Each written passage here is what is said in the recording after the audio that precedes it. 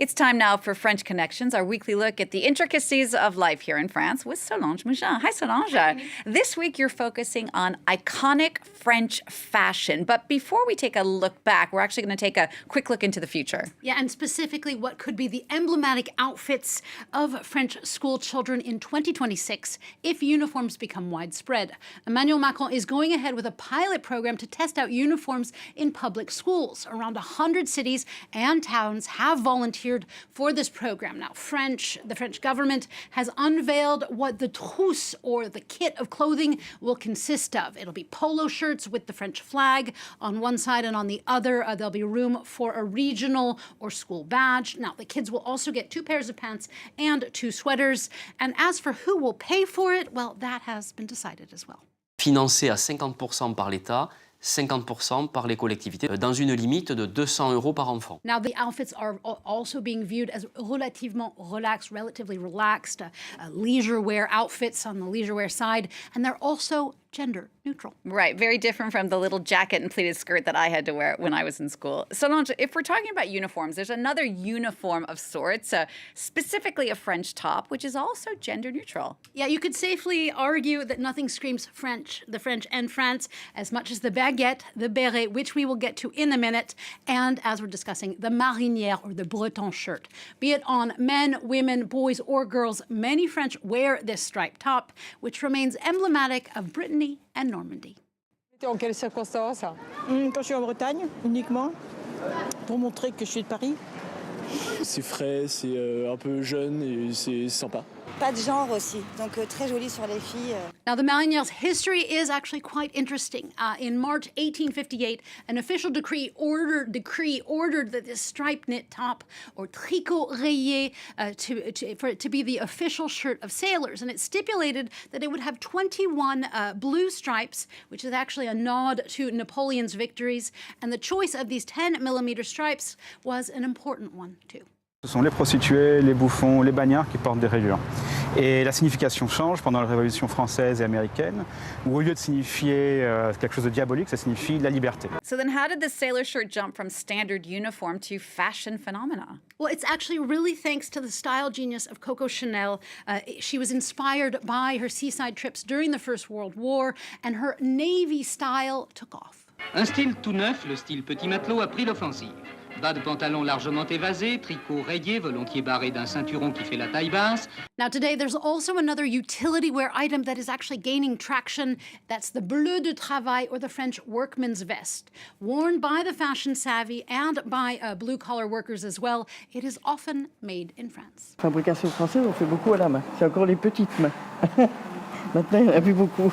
Now, anyone who knows anything about French fashion knows that quality clothing and style have gone hand in hand with France for centuries. Yeah, ever since the Renaissance, actually, France's reputation of being a fashion-forward nation has grown. In French, we say la mode for fashion, but originally, as we see with our word du jour, the English word fashion comes from the French word façon, or to craft material.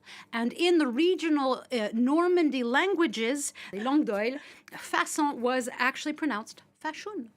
All right, let's move on now to something that isn't quite as fashionable as it once was, but does remain oh so French, as you were saying, and that's the beret. Yeah, if we put aside the Emily in Paris fashion trends and also the tourists' love of berets, the big question is, do French people actually wear berets still? And the answer is not as much as they used to, unless, of course, you are from its birthplace, the Béarn region of the southwest, where the beret was and remains of the utmost importance. C'est notre identité, ça. Qui attend le béret, c'est très important. Je dors pas avec, mais c'est pas loin. Now, only one of the traditional beret brands continues to produce them here in France.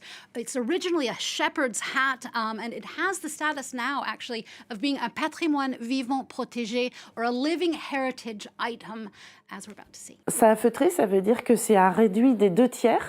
C'est devenu très dense et très solide. All right, we're talking about fashion. We have to go from head to toe. You've chosen two shoes that are also seen as typically French. Yeah, the first are ballerina flats, or les ballerines. They were originally made for dancers, but quickly they became and remain the epitome of chic. Par en escarpin et discrètement je change de chaussure au moment où ça me fait le plus mal aux pieds. La ballerine est à la parisienne ce que la basket est à la new-yorkaise. Now the second one is on the opposite side of the stylish spectrum.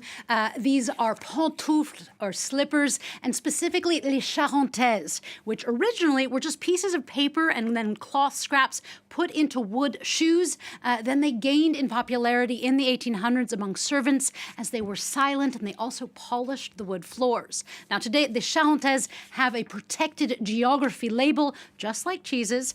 Once seen as heinous in old school slipper sales have actually boomed since COVID, with some 40 million sold in France in 2021. And there's also an important common thread with traditional ballerina flats. Both are actually made inside out. La chaussure est montée et cousue à l'envers. Et ensuite, elle est détournée de derrière, devant. Ça s'appelle le cousu retourné. J'ai demandé si on pouvait rester en chaussons.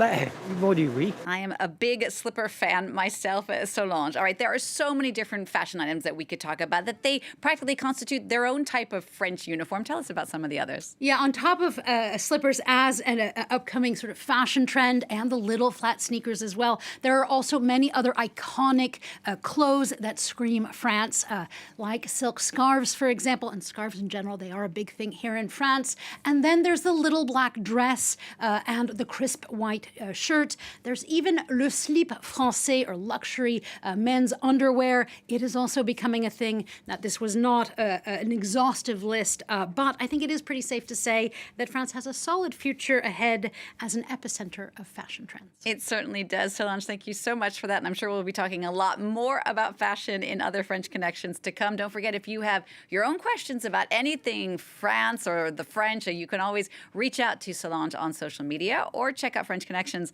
on the website, france24.com.